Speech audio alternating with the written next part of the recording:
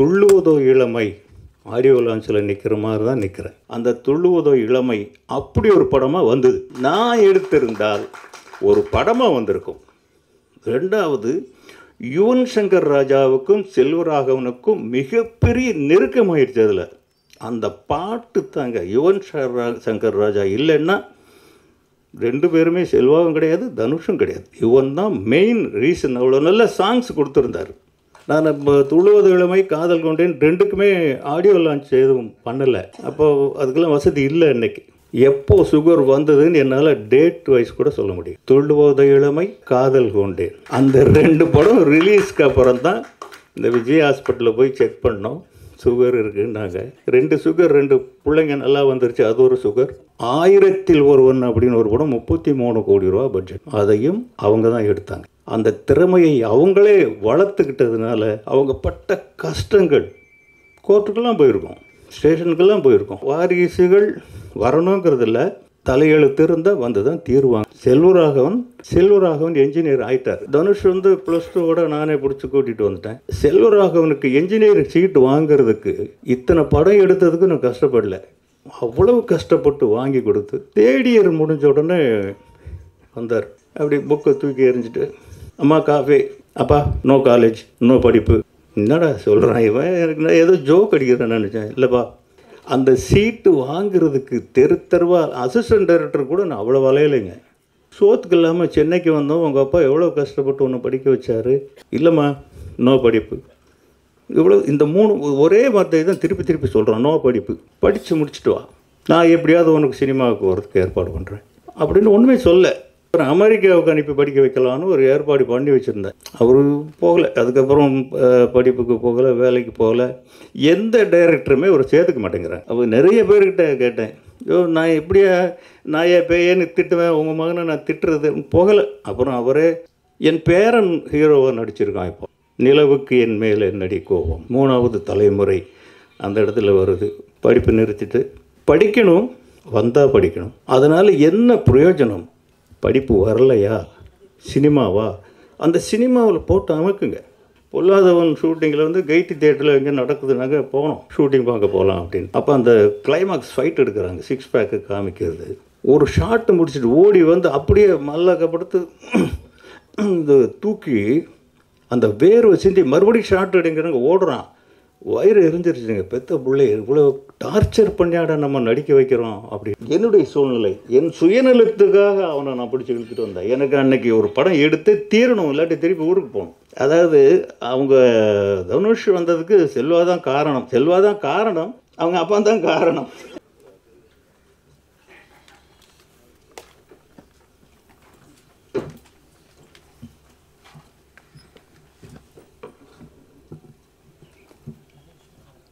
முதல் வணக்கம். தமிழ் சினிமாவின் தலையெழுத்தை நிர்ணயிக்கும் மீடியாக்களுக்கு. ஒரு வேளை மிஸ் ஆகி போச்சுன்னு வைங்க, அது ஒரு குறையாக சொல்லி மேடையில் இருக்கும் அனைத்து நண்பர்களுக்கும் வணக்கம்.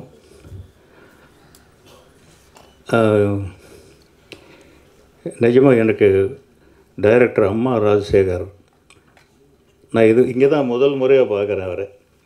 பட் ரொம்ப நாளாக கேள்விப்பட்டுக்கிட்டே இருக்கேன். தெலுங்கு, ஆந்திராவுக்கு போனாலும் பேசுகிறாங்க, இங்கேயும் பேசுகிறாங்க. ஒரு தில்லு வேணும் அதுக்கு. அதாவது ஒரு அசிஸ்டன்ட் டைரக்டராக நான் 40 படத்துக்கு மேலே ஒர்க் பண்ணேன். அப்புறம் டைரக்டர் ஆனேன். 10 படம் ஒர்க் பண்ணிவிட்டு, பட் இன்றைக்கெல்லாம் வேறு மாதிரி இருக்குது. 4 ஷார்ட் ஃபிலிம் பண்ணிவிட்டு டைரக்ட் பண்ணணுன்னு தான் வராங்க. அவர் ஒரு டான்ஸ் மாஸ்டராக இருந்து இயக்குனர் ஆனது. இன்னொருத்தர் கூட இருக்காருன்னு நினைக்கிறேன், லாரன்ஸ் மாஸ்டர். அவர் நடிகர் அவங்கள இருக்கார். அதனால் இப்போ ராஜசேகர் சார் வந்து ஒரு சிறப்பான ஒரு திறமை தான் அது. ஏன்னா அவங்களுக்குள்ள அந்த க்ரியேட்டிவிட்டி இல்லைன்னா அவங்க நடன அசைவுகளே அமைக்க முடியாது. அவங்க டைரக்டரோட சிறப்பான கலைஞர்கள், அவங்க டான்ஸ் மாஸ்டர்கள். அதனால் அவருக்கு என்னுடைய வாழ்த்துக்கள். நான் இங்கே வந்ததுக்கு ஒரே காரணம், இந்த படம் இல்லை, நீங்கள்லாம் இல்லை. பிரேம்நாத் பாப்பா கொஞ்சம் முன்னாடி இதை உனக்காக தான் கொண்டு வந்தேன். அங்கே இருந்து என்னடா அவன் துண்டு எடுத்துகிட்டு போகிறானேன்னு யோசிச்சுப்பாங்க. எனக்கு கொடுத்ததை நான் உனக்கு கொடுத்துட்றேன். வாசு மாஸ்டர் எங்கே வாங்க இங்கே இன்னொரு துண்டு இல்லை, ஒன்று தான் கொடுத்தாங்க.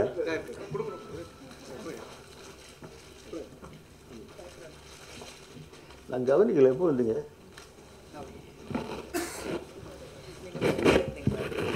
கரெக்ட்.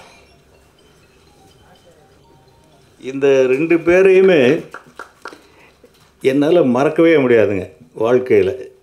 இந்த உயரத்திற்கு அவங்க ஒரு காரணம். அது ஏன்னு அவங்களுக்கே தெரியாது. தெரியுமா? தெரியாது. செல்வமணிக்கு தெரிஞ்சிருக்க வாய்ப்பு இருக்குது. ஏன்னா நம்ம தமிழ் சேம்பர், தமிழ் படைப்பாளிகள் சங்கம்னு ஆரம்பிக்கிற பாலச்சந்தருக்கு அடியெல்லாம் விழுந்தது. அதில் அந்த மாதிரி ஒரு ஆரம்பிக்கிற நேரத்தில் பெப்சியோடு நம்ம ஒர்க் பண்ணக்கூடாது அப்படின்னு ஒன்று போட்டாங்க. நான் வீரத்தாலாட்டுன்னு ஒரு படம் எடுத்துகிட்டு இருந்தேன். அது 1997 97 இல்லை 97 98. அப்போ பாட்டு எப்படின்னா 50 டான்சர்ஸ், இளையராஜா மியூசிக்கு, பாட்டு படு ஹிட்டான சாங்ஸ். இது எப்படிடா எடுக்கிறது? பெப்சி தொழிலாளர்கள் இல்லாமல் அவங்கள மாதிரி டான்சர்ஸ் எங்கே கிடப்பாங்க? அவர் எங்கே பிடிச்சாரோ என்னமோ தெரியல. 25 கேர்ள்ஸ் 25 பாய்ஸ், 2 சாங்கு தேனியில். அதில் தான் நான் அவரை முதல்ல பார்த்தேன். தமிழ் படைப்பாளியாக ஒரு தமிழனிடம் வந்தவர் வாசு. இந்த வாசு தான் நான் இங்கே நிற்கிறதுக்கு முதல் காரணம். அவருக்கு உதவியாளராக வந்தவர் பிரேம்நாத். அப்பப்போ அதுக்கப்புறம் சந்திப்பேன். நேற்று அதிர்ச்சி ஆகிட்டேன். என்னையா தயாரிப்பாளர்னு சொல்கிற? அது அவ்வளோ ஈஸியான வேலையை உண்மையிலே சொல்கிறேன். அம்மா ராஜசேகர் இந்த படத்துக்கு எவ்வளவு கஷ்டப்பட்டிருப்பாருன்னு எனக்கு நல்லா தெரியும். As a father, as a producer, இது 2மாவும் நான் இருந்த உண்மையிலேயே இங்கே நான் நிற்கிறதுக்கு துள்ளுவதோ இளமை ஆடியோ லான்ச்சில் நிற்கிற மாதிரி தான் நிற்கிறேன். அந்த பையனை பார்க்கும்போது அந்த வயசில் தனுஷ் எப்படியே இருந்தோ அப்படியே தான் இருக்கார். நான் இப்போ துள்ளுவது இளமை, காதல் கொண்டேன் 2க்குமே ஆடியோ லான்ச் எதுவும் பண்ணலை. அப்போது அதுக்கெல்லாம் வசதி இல்லை இன்றைக்கி. அந்த ஒரு உதாரணம் என்னென்ன, ரொம்ப ஆரோக்கியமாக இருக்கிறவன் நான். இன்றைக்கி 72 இயர்ஸ் ஆகுது எனக்கு. நான் நிற்கிறத வச்சே நீங்கள் சொல்லலாம் நான் ஆரோக்கியமாக இருக்குன்னா இல்லையா அப்படிங்கிறது. எனக்கு இப்போ சுகர் இருக்குது. எப்போ சுகர் வந்ததுன்னு என்னால் டேட் வைஸ் கூட சொல்ல முடியும். துள்ளுவத இளமை, காதல் கொண்டேன், அந்த 2 படம் ரிலீஸ்க்கு அப்புறம் தான் இந்த விஜய் ஹாஸ்பிட்டலில் போய் செக் பண்ணோம். சுகர் இருக்குன்னாங்க. 2 சுகர், 2 பிள்ளைங்க நல்லா வந்துருச்சு. அது ஒரு சுகர் கூட, இது ஒரு சுகர், 2 சுகர் வந்தது. ஆனால் ராஜசேகர் சார், உங்களுக்கு சுகர் வரக்கூடாது, நீங்கள் உங்களுக்கு ஆமாம், நீங்கள் ஒரு ஒற்றுமை இருக்குமா அதில்? நான் இவ்வளவு தூரம் நிற்கிறதுக்கு என் மனைவி தான் காரணம். எனக்கு அவங்க துள்ளுவது இளமையில் நாட்டுப்புற பாட்டு தான் என்னுடைய முதல் ப்ரொடக்ஷன். அது 1 இயர் ஓடிச்சு அந்த படம். நீங்கள் ஒர்க் பண்ணியா? ஓ, நீங்கள் ரொம்ப நாளாக எனக்கு தொந்தரவு பண்ணிக்கிட்டே இருந்திருக்க. எனக்கு தான் தெரியல. அப்போ இருந்து இந்த இடத்துல என் மனைவியை பற்றி நான் சொல்லித்தான் ஆகணும். என் மனைவியை விஜயலட்சுமியை பற்றி சொல்லாமல் எந்த மேடையிலிருந்தும் நான் இறங்க மாட்டேன், கழுத்தை பிடிச்சாட்டாள்னா கூட. ஏன்னா அவங்க இல்லைன்னா இந்த குடும்பமே இல்லை. இன்னைக்கு வரைக்கும் அவங்க ரொம்ப சொற்பமான படிப்பு, ஒரு கிராமத்துலேடி. ஏதோ நான் அந்த நேரத்தில் ஒரு உத்தியோகம் பார்த்துட்டு இருந்ததுனால ஏமாந்து எனக்கு பொண்ணை கொடுத்துட்டாங்க. வந்தாக்க மதுரையில் குடியிருந்தோம். 2 ரூபா கொடுத்து கத்திரிக்காய் வாங்கிட்டு வர சொன்னாக்க அது பாக்கி சில்லறை எண்ணி வாங்க அவங்களுக்கு தெரியாது. அவ்வளவு இன்னசென்ட். இது என்னடா யோசிக்கிறேன் நான். நிஜமாக ஒவ்வொரு ஆணும் யோசிக்க வேண்டிய யோசனை இது. நான் யோசித்தேன், ஏன் இந்த அம்மா இப்படி இருக்காங்க, இப்படி வச்சுட்டா அது எப்படி அவங்க. அதுக்கப்புறம் காலங்கள் போகுது, சென்னைக்கு வர்றோம், படம் தயாரிக்க வேண்டிய நிலைமை வருது. அப்போ தான் நான் யோசித்ததனுடைய விளைவு, இவங்களை ஏன் ப்ரொடியூசர் ஆக்கக்கூடாது, ஒரு நல்ல ஒரு பையை வாங்கி கொடுத்து ஏமாற்றணும் இல்லையா. பை நிறைய கடன் வாங்கி பணத்தை போட்டு அந்த தோளில் போட்டு நீ தான் ப்ரொடியூசர். விஜயலட்சுமி கஸ்தூரி ராஜா வழங்கும்னு போட்டு அதுக்கப்புறம் 1000ல் ஒருவன் அப்படின்னு ஒரு படம் 33 கோடி ரூபா பட்ஜெட்டு. அதையும் அவங்க தான் எடுத்தாங்க. அந்த திறமையை அவங்களே வளர்த்துக்கிட்டதுனால அவங்க பட்ட கஷ்டங்கள் கோர்ட்டுக்கெல்லாம் போயிருக்கோம், ஸ்டேஷனுக்கெல்லாம் போயிருக்கோம். நீங்கள் இவ்வளோ தூரம் நீங்கள் கூட இருக்கீங்க அப்படிங்கும்போது நீங்கள் எவ்வளோ சிரமப்பட்டிருப்பீங்க அப்படிங்கிறத என்னால் உணர முடியுது. அதுக்காக சொல்கிறேன். வந்துருச்சா? இதனால தான் வந்ததா? இல்லை, பயப்படாதீங்க. உங்கள் பையன் ரொம்ப சுகர் மாதிரி இருக்கார், உங்களை நல்லா காப்பாற்றுவார். நல்லா பண்ணியிருக்காரு. அந்த அந்த ட்ரெய்லர் பார்த்தோம், அற்புதமான ட்ரெய்லர். ஒரு புது பையன்னு யாராலையும் சொல்ல முடியாது. இப்போ நீங்கள் ஒரு கட்டாயமாக வாரிசுகள் வரணுங்கிறது இல்லை, தலையெழுத்து இருந்தால் வந்து தான் தீருவாங்க. நீங்கள் என்ன சொன்னாலும் படிக்க வைக்க முடியாது. செல்வராகவன் அவருக்கு என்ஜினியரிங் ஷீட். நான் ஊர்லேருந்து கிராமத்துலேருந்து வந்ததே டாக்டர், என்ஜினியர், இந்த 2 கனவுகளோடு தான் வந்தேன். பிள்ளைகளை படிக்க வைக்கணும் அப்படின்ட்டு. பொம்பளை பிள்ளைங்க 2 பேரும் டாக்டர் ஆகிட்டாங்க. செல்வராகவன் என்ஜினியர் ஆகிட்டார். தனுஷ் வந்து +2 நானே பிடிச்சி கூட்டிகிட்டு வந்துட்டேன். செல்வராகவனுக்கு என்ஜினியரிங் சீட்டு வாங்கிறதுக்கு இத்தனை படம் எடுத்ததுக்கு நான் கஷ்டப்படலை. அவ்வளவு கஷ்டப்பட்டு வாங்கி கொடுத்து தேர்ட் இயர் முடிஞ்ச உடனே வந்தார். அப்படி புக்கை தூக்கி எறிஞ்சிட்டு, அம்மா காஃபி, அப்பா நோ காலேஜ், நோ படிப்பு. என்னடா சொல்கிறான் இவன்? எனக்கு நான் ஏதோ ஜோக் அடிக்கிறேன்னு நினச்சேன். இல்லைப்பா, சீரியஸாக தான் சொல்கிறேன், சினிமா தான். இப்படி பாலச்சந்திரன் மாதிரி இப்படி பிடிச்சி சொல்கிறார். இதாங்கிறான். அந்த சீட்டு வாங்கிறதுக்கு தெருவா அசிஸ்டன்ட் டைரக்டர் கூட நான் அவ்வளோ வலையிலைங்க. வாங்கி ஈஸியாக சொல்கிறான். எனக்கு வயிறு பற்றி எறியுது. என்னடா இவன்? அவங்க அம்மா அடிக்க போகிறாங்க. டேய், சோத்துக்கு இல்லாமல் சென்னைக்கு வந்தோம், உங்கள் அப்பா எவ்வளோ கஷ்டப்பட்டு உன்னை படிக்க வச்சார். இல்லைம்மா, நோ படிப்பு. இவ்வளோ இந்த 3 ஒரே வார்த்தை தான் திருப்பி சொல்கிறான். நோ படிப்பு, சினிமா. அப்புறம் தான் இவனை ஏமாத்துறதுக்கு என்னடா வழின்னு நான் ஒரு பொய் சொன்னேன். தம்பி, உங்கள் அப்பா வர்றதுக்கு முன்னாடியும் சினிமா இங்கே தான் இருந்தது, இப்போவும் இங்கே தான் இருக்குது. உங்கள் அப்பாவுக்கு பிறகும் சினிமா இருக்கும். பட் இந்த படிப்பு இப்போ தான் வரும். இதை விட்டுட்டீங்கன்னா நீ உங்கள் அப்பாவுக்கு உனக்கு உன் பேருக்கு முன்னாடி போடுற உங்கள் அப்பாவுடைய இனிஷியல் தவிர உனக்கு எதுவுமே இருக்காது. படித்து முடிச்சுட்டு வா, நான் எப்படியாவது உனக்கு சினிமாவுக்கு வரதுக்கு ஏற்பாடு பண்ணுறேன் அப்படின்னு ஒன்றுமே சொல்ல. மறுநாள் ஜாலியாக காலேஜுக்கு போயிட்டான், படிச்சுட்டான். Medallist, mechanical engineer. நான் அதுக்கு முன்னாடி என்ன பண்ணேன், இவர் அமெரிக்காவுக்கு அனுப்பி படிக்க வைக்கலான்னு ஒரு ஏற்பாடு பண்ணி வச்சுருந்தேன். அதை மெல்ல சொன்னேன், இப்போ இந்த மாதிரிப்பா அமெரிக்காவில் போய் படி, சினிமாவும் படிக்கலாமா, 2ஐயும் படி. சினிமாவும் படிக்கலாங்கிறது பொய். அவரை வந்து டெக்ஸ்டைல் இன்ஜினியராக ஆக்கணுங்கிறது என்னுடைய கனவு.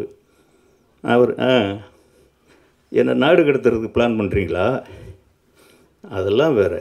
நீங்கள் சொன்னதை நான் செஞ்சேன், நான் சொன்னதை நீங்கள் செய்யுங்க. இது 2 தான் அக்ரிமெண்ட்.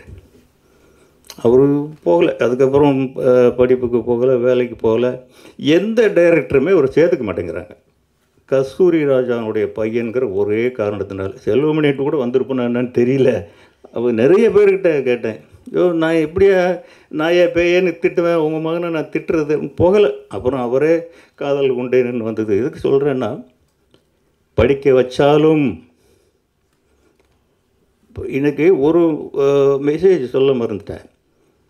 என் பேரன் ஹீரோவாக நடிச்சிருக்கான். இப்போ நிலவுக்கு என் மேல் என்னடி கோபம், 3வது தலைமுறை அந்த இடத்துல வருது. +2 நல்ல ஸ்டூடெண்ட்டு. படிப்பு நிறுத்திட்டு அவங்க மாமா தனுஷ் வந்து கூட்டிகிட்டு போய் நடிக்க வச்சிட்டான். ஆக படிக்கணும், வந்தால் படிக்கணும். அதனால் என்ன பிரயோஜனம்? அதை விட சினிமாவை படித்தா நான் கூட அந்த பையன் சொன்னான், அந்த என் பேரன் வந்து சொன்னான், நான் விஸ்காம் படிக்க போகிறேன் தாத்தா அப்படின்னா. எதுக்குடா? நம்ம வீட்லேயும் 3 விஸ்காம் இருக்குது, நீ போய் என்ன அங்கே போய் காலேஜில் படிக்க போகிற? மாமாட்ட போயிரு அப்படின்னு அவரோட கொஞ்ச நாள் இருந்தால் ஏதோ நடிக்க வச்சுட்டான். ஆக 4 வருஷம் வீணாக போய்டும் ஒரு டிகிரி வாங்குறதுக்கு. யாரையும் படிக்க வேணான்னு சொல்ல, படிக்க வந்தால் படிப்பு தான். படிப்பு வரலையா, சினிமாவா, அந்த சினிமாவில் போட்டு அமைக்குங்க, அதில் அவன் திறமையை வளர்த்துக்கட்டும். அவன் படித்து முடித்து அதுக்கப்புறம் வந்து தாடியை வளர்த்து ஒவ்வொன்றுக்கும் ஒரு பருவம் இருக்குது, ஒரு பக்குவம் இருக்குது. எது வருமோ அதில் பிள்ளைங்களை செலுத்துறது தான் புத்திசாலித்தனம். அந்த பையனுக்கு நல்ல சினிமா வருது, நல்ல கண் இருக்குது, நல்ல அழகாக இருக்கான், ஃபிட்னஸ் ரொம்ப எவ்வளோ கஷ்டப்பட்டார் தெரில, இவ்வளோ நல்ல ஃபிட்னஸ் இருக்குது. இதுக்கெல்லாம் என்ன பாடுபடுறாங்கன்னு எங்கள் பசங்களை நான் பார்த்துட்டு தானே இருக்கேன். தனுஷ் 6 பேக்கெல்லாம் வச்சுருக்காரு. அப்படின்னா ஒரு தடவை இது இந்த பொல்லாதவன் ஷூட்டிங்கில் வந்து கெய்டி தியேட்டரில் எங்கே நடக்குதுனாக்க போனோம், ஷூட்டிங் பார்க்க போகலாம் அப்படின்ட்டு. அப்போ அந்த கிளைமாக்ஸ் ஃபைட் எடுக்கிறாங்க, 6 பேக்கு காமிக்கிறது. ஒரு ஷாட்டு முடிச்சுட்டு ஓடி வந்து அப்படியே மல்லக்கப்படுத்து இந்த தூக்கி அந்த வேர்வை சிந்தி மறுபடியும் ஷாட் எடுங்கிறாங்க. ஓடுறான், வயிறு எரிஞ்சிருச்சுங்க. பெத்த பிள்ளை இவ்வளோ டார்ச்சர் பண்ணியாட நம்ம நடிக்க வைக்கிறோம் அப்படின்னு. அவ்வளவு கஷ்டப்பட்டு தான் அந்த இடத்த தக்க வைக்க முடிஞ்சது. அது மாதிரி நீ எவ்வளோ கஷ்டப்பட்டு போய் எனக்கு தெரியல, அதை விட்டுறாது. அதுதான் கேபிட்டல் ஒன்றுக்கு. சிவகுமார் அடிக்கடி சொல்லுவார், நடிகனுக்கு உடம்பு தாண்டா முதலீடு அப்படின்னு. அந்த மாதிரி அதை விட்டுறாத. உனக்கு நல்ல டேலண்ட் இருக்குது, படி, வந்தால் படிக்கிறேன்னு ஏமாத்திக்கிட்டு படிக்காத. நடிக்கத்தான் வருதா நடி, யார் சொன்னாலும் கேட்காத. Decision making you should. அம்மாவும் அப்பாவும் அவங்களுக்குள்ள எவ்வளவு கனவுகள் இருக்கும். ஒரு பையனை சினிமாவில் கூட நிறுத்துறதுனா, தனுஷுக்கு வந்து நான் என்னுடைய சூழ்நிலை, என் சுயநலத்துக்காக அவனை நான் பிடிச்சி இழுத்துட்டு வந்தேன். எனக்கு அன்னைக்கு ஒரு படம் எடுத்து தீரணும், இல்லாட்டி திருப்பி ஊருக்கு போகணும். ஒரு பையன் கிடைக்கல. தெலுங்கில் ஒரு பையன் இருந்தான், சித்திரம் உதயகரன் இல்லை, உதயகரன். அந்த படம் சூப்பர் ஹிட்டாக வந்துருச்சு, நம்ம கதை மாதிரியாக இருக்குது. அந்த பையனை கேட்டோம், சரின்ட்டான். ஓகே, ஷூட்டிங்லாம் டேட்ஸ்லாம் ஃபிக்ஸ் பண்ணி பிளான் பண்ணிட்டோம். திடீர்னு உஷாகரன்லேருந்து ஃபோன் பண்ணுறாங்க, அந்த பையன் நடிக்க முடியாதுங்க, நம்ம டேட்ஸு கொடுத்த அட்வான்ஸ் எல்லாமே போகுதுங்கும் போது வேறு வழியிலன்னு அப்போ தான் ஞாபகம் வருது. அடைச்சி நம்ம வீட்டில் ஒரு பையன் இருக்கானே அப்படின்னா வீட்டில் சொல்லக்கூட இல்லைங்க, வாடா நான் ஸ்கூலில் ட்ராப் பண்ணுறேன்னு ஷூட்டிங் ஸ்பாட்டுக்கு கூட்டிகிட்டு போயிட்டேன். அங்கே வந்து அலறான், அப்படி இப்படின்னு அலறான். அவர் எக்ஸாம் டைம் வரும், 2 மாதம் ஹாலிடேயில் முடிக்கிறேன்னு ஆரம்பித்து ப்ராமிஸ் பண்ணி வீட்டில் எல்லோரும் எகெயின்ஸ்ட். சந்தோஷமாக இப்போ நம்ம லைஃப்பை நாசமாக்கிட்டீங்களா, இப்படி தான் எல்லோரும். இதுக்கப்புறம் செல்வமணி நீங்கள் சொன்னது ஒரு விஷயம் தப்பு. அதாவது அவங்க தனுஷ் வந்ததுக்கு செல்வா தான் காரணம், அவங்க அப்பா தான் காரணம். 60% படம் நான் எடுத்துட்டேன். ஆமாம், 60% படம் எடுத்துட்டேன். அதுக்கப்புறம் ஒரு கிராமத்து படம் ஒன்று வந்தது, காசு இல்லை. சரி, இதையும் பண்ணால் அந்த காசையும் இதில் போடலாமே அப்படின்ட்டு என்னடா பண்ணுறேன்னு, இவன் டைரக்டர் ஆகிறேன்னு சொல்லிகிட்டு இருக்கானே, இவங்ககிட்ட கொடுத்து பார்ப்போம்னு 2 நாள் கொடுத்துட்டு நான் பின்னாடியே நின்றுருந்தேன், எப்படி எடுக்கிறாருன்னு பார்ப்போம். அவன் 60 அடி 100 அடி எல்லாம் ஷார்ட் லெங்க்த்தியாக எடுக்கிறார் செல்வா. நான் சொன்னேன், தம்பி இது வந்து எடுக்கிற, இது எப்படியா நீ எடிட் பண்ணுவ, இதில் ஒரு போர்ஷன் மட்டும் யூஸ் பண்ண முடியாதுல்ல அப்படிலாம் இருந்து. ஆனால் உண்மையிலே செல்வமணி நீங்கள் சொன்னது உண்மை. இல்லை நீங்கள் சொன்னது உண்மைன்னு இப்போ சொல்ல வரேன். செல்வராகவன் வந்ததுனால தான் அந்த துள்ளுவதோ இளமை அப்படி ஒரு படமாக வந்தது. நான் எடுத்திருந்தால் ஒரு படமாக வந்திருக்கும்.